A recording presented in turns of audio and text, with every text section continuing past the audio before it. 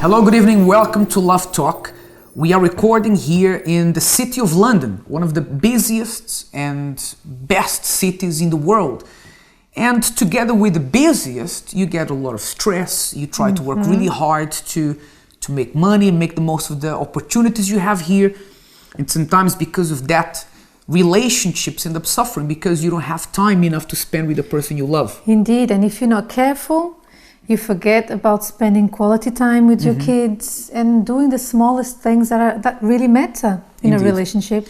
In fact, recently, a couple who had won the jackpot in the lottery, I think £144 million, said we can finally spend time together because we no longer need to worry about providing for ourselves. A year down the line, and this couple is now divorced, so that money didn't really solve the problem. Today, we have in the studio with us a couple who are busy, a busy London couple who have a thriving career, and they'll tell us how they cope, how they make things work. Don't go anywhere. Let's see what the people in London have to say about coping with the demand of stress, the lack of time, and making relationships work. We'll be right back. How would money affect your lifestyle or relationship? Well, if I had some, it'd affect me loads. I suppose you could do more things in a relationship. You can go on holiday and stuff. Money makes the world go round, so you haven't got it, you're desperado and crying, aren't you? And you feel sad and stuff if you've got no money. So having money makes you happy. People say money doesn't make you happy, but it definitely does. When I have money, I'm very happy. When I don't have money, I'm very sad. So then, yeah. Well, it would affect my lifestyle in that I could afford to live in London happily there. That's it really, because otherwise it's just too hard, definitely. Relationships, no, I'm happily single at the moment, so thank you. Similar, but relationships, I think, at my age can be a little bit, if you come into money, you have to be a bit careful with who you're picking, definitely. Yeah. Well, girls aren't cheap. Let's start with that one. Yeah. They're not cheap. Well, it's buying presents for them. I don't know. Money's pretty much everything, isn't it? So yeah, let's say money's not everything, but if you ain't got money, you don't get anywhere. So a lot of nights in if you ain't got any money. Today's a special occasion, so that's the only reason we're out. Not a lot, because we're very frugal anyway. We don't spend a lot of money. We just bank whatever we've got, and we live within our means. To be honest, I think that money affects your life a lot, because without money you can't really do much, to be honest. Like, yeah, you can go out for 3 days out, but in a relationship as well, it's very important, I think, to have money as well, because then you can do nice things together. You can go out for like meals and go out and stuff and have a good time and party and stuff. And yeah, so I think money affects your lifestyle a lot because it changes the way you live. Like, for instance, there's homeless people who have no money, and then there's these people who have got lots and lots of money. Basically, these days it's either you've got money or you don't got money, you know? So you've either got money or you don't have money. So that's how it is these days, I think. And the people who have money are fortunate, I think. So yeah, it just depends on what you do and who you are. Now, you're probably watching us, and you are watching us on your TV or your laptop, but you know, for good measure, you have your phone there next to you as well, just in case you need to answer a text, or who knows, take a selfie and put it on Instagram. And you have all these things nowadays, right, where you are or you seem to be busy all the time. You don't take a break. And you know what? I had to remove all the alerts, is that how you call it, from my phone, because you have Instagram, you have all these apps that really drive you mad. Every time there's a comment on Facebook or a comment on a photo or whatever, it's like beeping all the time. It really matters. I bet that if someone comes up with an app to cancel all the other apps, that person's going to make a lot of money, right? That's a good one. Exactly. So if someone out there comes out with that app, put my name on it. Now, we are talking about this. We're talking about how we're so busy right now with everything that we have to do, that this is affecting relationships. You know, a few years ago, you would clock out from work and you would go home and you would spend time with your family. You wouldn't take your home or your work home with you. Your employer wouldn't even know your home number. Nowadays, you carry your phone and your phone and your computer with you, and you access your emails, and it never stops. So how is this affecting relationships today? We are living something that is unprecedented. This is something new. It's new to us, and we're trying to adapt to it still. How do couples adapt to this? So we have a 21st century couple here with us today, Richard Anderson Very much so. and Louise Anderson, and they're going to tell us how they cope with this in a little bit. How are you guys? Good, thanks. Very well, Thanks for coming. Thanks for having us. Richard likes to laugh a lot, so just in case you see him laughing all the time. He's just holding himself not to. Now, Richard, you guys have been married for how long? This is our 6th year. From next year, August, it will be our 7th. Oh, almost 7 years. Yeah. Now, before we go on to what you do and how you balance everything together, because you have a baby as well. Yeah. A baby girl. Tell us how is the relationship? I mean, I heard that you're the romantic guy more than her. How does You've that been work? labeled now, that's it. So yeah, I think the dynamics of our relationship is from the beginning, I guess. I've always been the one that likes to live the fairy tale. So, like the drama in our relationship is just like, even when we first met, it was me coming up with the idea of how to somehow come together and, for us to connect at one single point, you rendezvous at one point. So I was sending Bluetooth picture messages, and it was just, I can't even remember exactly what it was anymore. Yeah, he's like full of surprises, and even now airplanes. Isn't that nice? No, it's really nice, and I think that men should be romantic. I think that's how it should be, traditional. Because usually it's the woman who wants that and the guy doesn't do Yeah. that, right? So you're more the guy, you do that a lot, and that works well for the relationship. Yeah, I think it does, especially, well, obviously in the beginning, it was really, really nice, like any new relationship, and you have that idea of how it should be, and, obviously I didn't get to spend that much time with him, so any time I spent with him was like, oh, wow, I'm at the top of the moon. What is he going to do today? Yeah, exactly. So it's really nice to have that. But you guys are now very busy, so we want to hear the rest of the story. And tell us something, when you first got married or you first got together, what were the problems that you went through? Because every couple has that point where you're adapting and it's difficult and you're getting to know each other. What were the things that you used to have little glitches with? Okay, that's a straight question. And don't tell us everything was perfect, because it wasn't. We know it doesn't happen like that. We've been there. Well, I think, what do you think? Let's put it that way. Glitches. Okay, like, because my background was like, my mother was very motherly, so she'd do practically everything. So when I got married, I didn't know how to cook. So that was like a big, big problem, first of all. Yeah.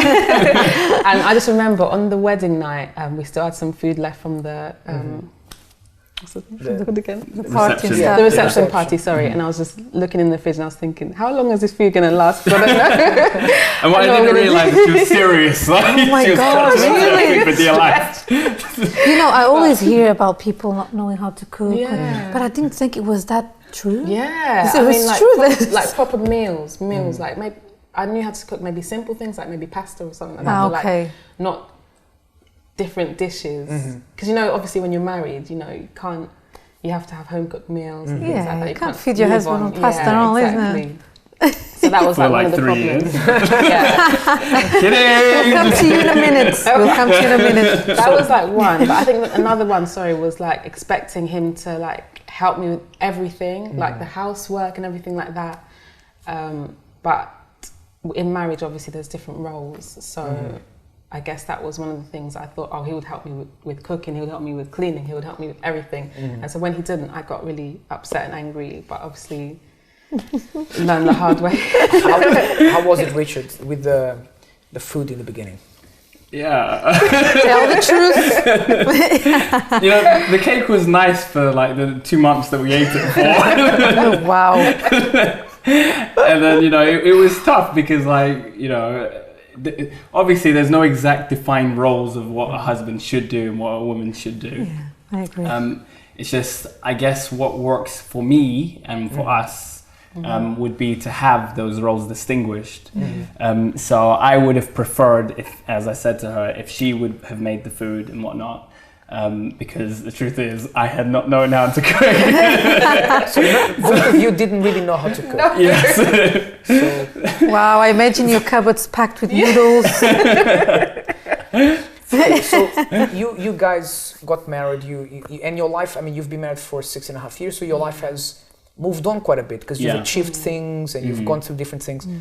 Right now you are at a stage of your life where, like we were saying earlier, we live in one of the busiest and most thriving cities in the world, London, right? And you live in London. And you have this career. Tell us a little bit about what you do, because then we want to know how you cope as a couple with all of that. Okay. I'm glad you mentioned that because I do quite a bit. I do a breakfast show on a national station. I also run a talent scouting agency as well, which looks for new talent. We've helped a lot of acts get signed to major labels. I own and create radio shows for other networks. I'm doing stuff with another network as well. And there's quite a bit, and it's really demanding, you know. Lectures and so on and so forth. I could be here forever, so I don't always mention this. So the thing is, you don't really do a 9-to-5 job, which in a sense, a 9-to-5 job, even though 9-to-5 jobs nowadays are also taking over people's lives, but when you're when you are your own boss, it makes things harder because you are responsible for everything. So do you find yourself checking emails late at night and stuff like that? See, from early on, I don't know how this happened, but this film director that I came across, he called me and we spoke, we had a meeting, and it was just out of the blue. He called me and I thought, what does he want from me? You know? And it was just weird. I had this theory that he was this angel that just came out of the blue or something. But when he spoke, he just started talking, and then he was mentioning about all of his friends who were X, Y, and Z person in the media. And then he was saying about how they sort of ruined their lives and how after everything they got, towards the end, now nobody even remembers their birthday, you know? And then as he was speaking, I was just thinking, why is he telling me this? And then he said, you know, if there's anything I've learned, he's now old, you know? He said, if there's anything I've learned, it's that as soon as it gets to 5:30, switch off everything. He said 5:30, just disconnect and just go spend time with your family. This is before I even had my daughter. It was just me and Louise who were married at that point. And although I had generally exercised that anyway, because I think it's a good rule to have, but when he said that, I thought, you know, that just sort of confirmed what I was thinking in my mind.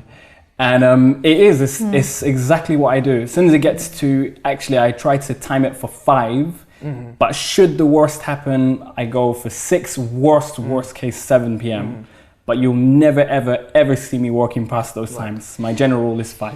So what we want to know, we're going to go to a break shortly, but we want to know in the second half of the program how you do that, how you balance things, what you have going on. Both of you have your careers, things that you're doing, how you've managed to keep your marriage, your family together. And there's a lot of people who are watching us now who are not able to do that. And through your example, perhaps that can help them out. So don't go anywhere. When we come back, Richard and Louise are going to tell us how they balance things. There's probably about, 10 balls they're juggling at the same time. And you're going to see how they're doing that. Don't go anywhere. We'll be right back.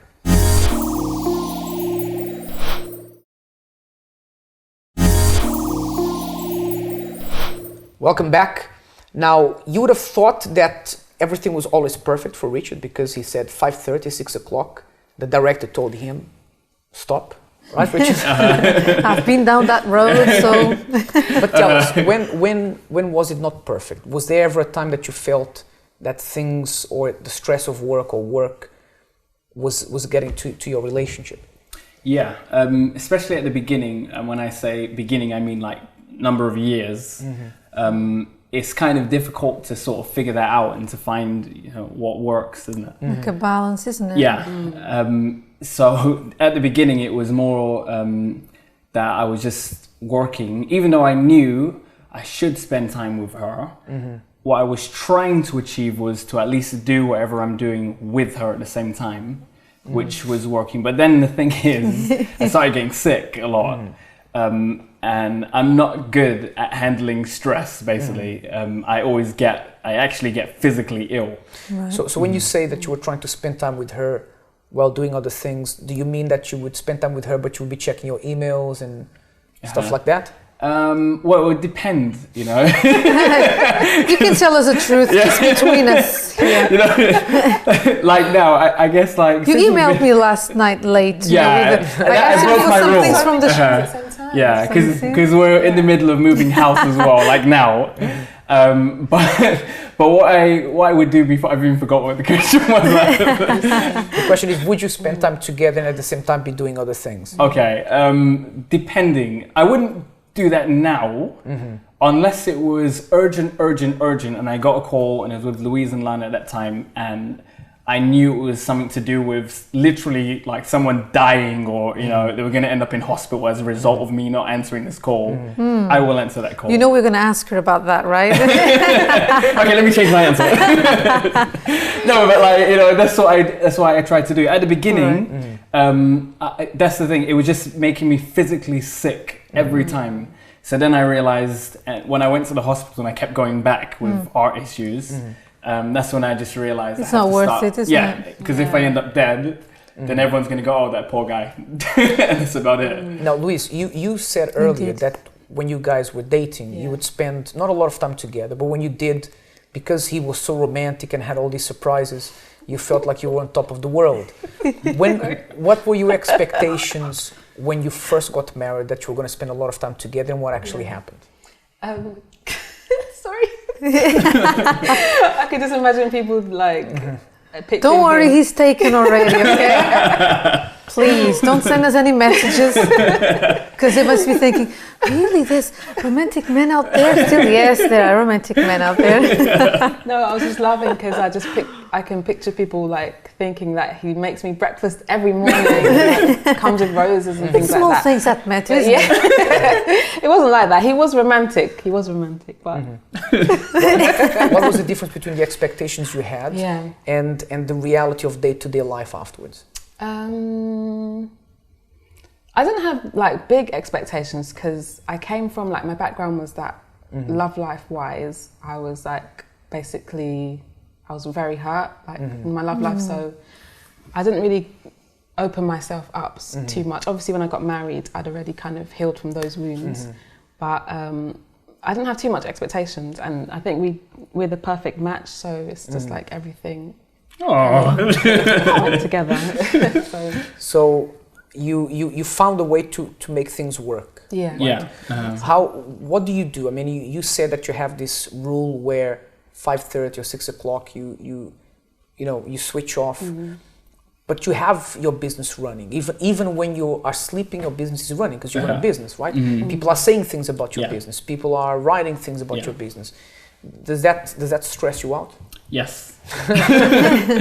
Because obviously that's the pressure, that's the real pressure, because it's if someone says something good, obviously it speaks volumes, of course, you know, and obviously you need to kind of learn to cope with when people don't like what you do, or they don't like you, they don't necessarily not like you, but they just don't enjoy whatever it is you're doing. And so you get like the odd one or two, you know, and the worst thing is like you can have 1 million people say something positive, but when one person comes along, it's like I work so hard and exactly.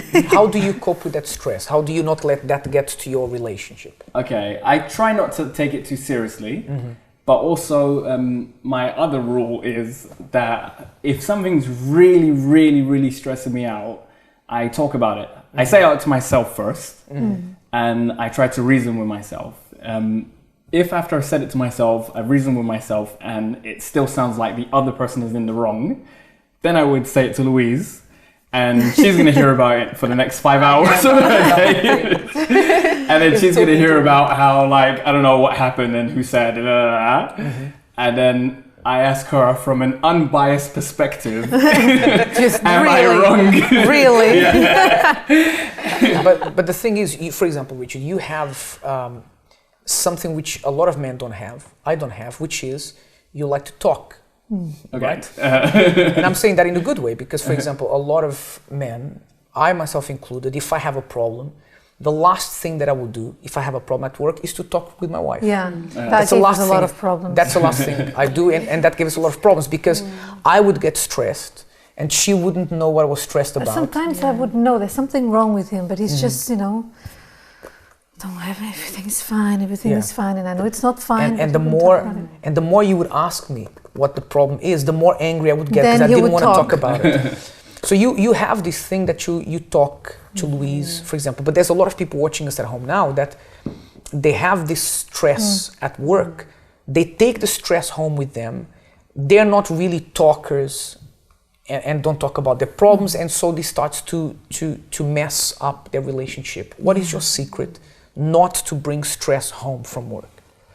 Well, the only secret is you have to speak about it because if it's bothering you, the thing is, the longer you hold it in is the longer that stress is going to continue. And you have to tell someone, and unfortunately when you're in a relationship, if you tell someone outside of your relationship, then it kind of like, who the person who you really want to tell is your best friend.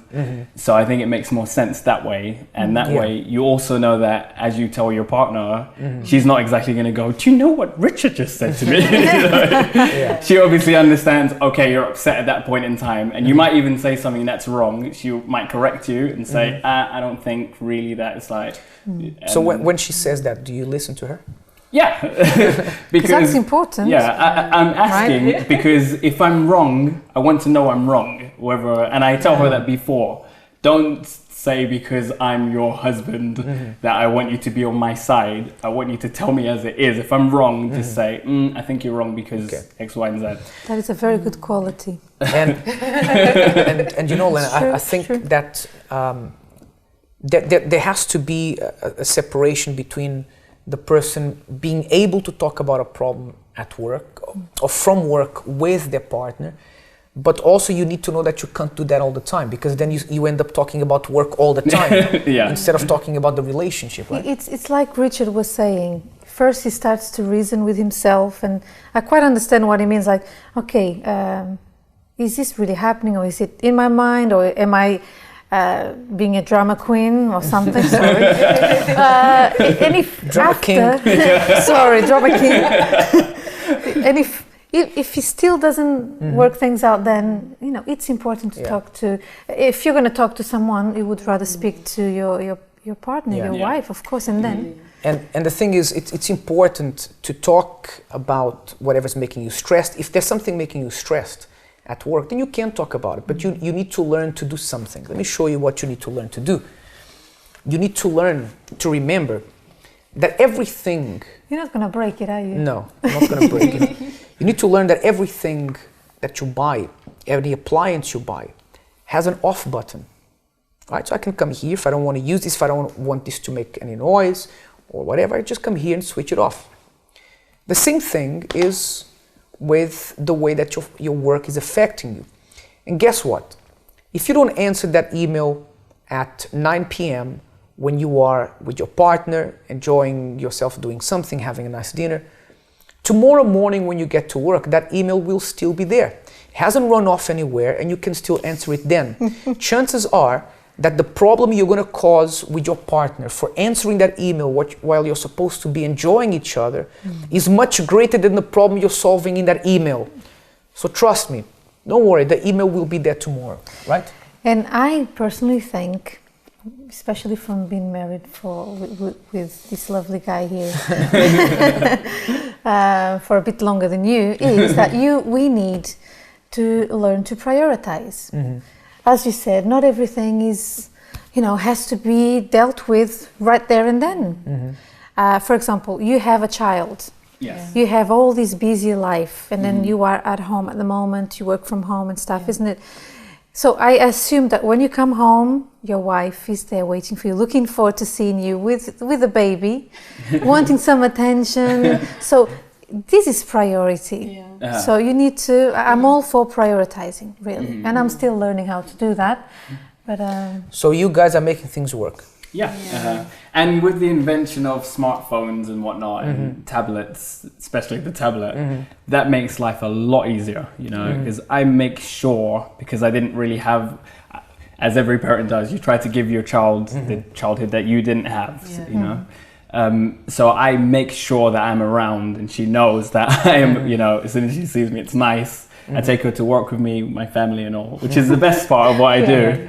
You know what I'm saying? It's that we travel to Wales to do whatever it is we're going to do. We go to any shows that we're doing, we always go together. That's really, really important. So it's nice. Lana's always like, Daddy!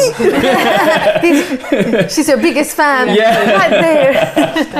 Guys, thank you very much for being on the show. Thank you. You're an example that things can work even when you have a busy lifestyle, right?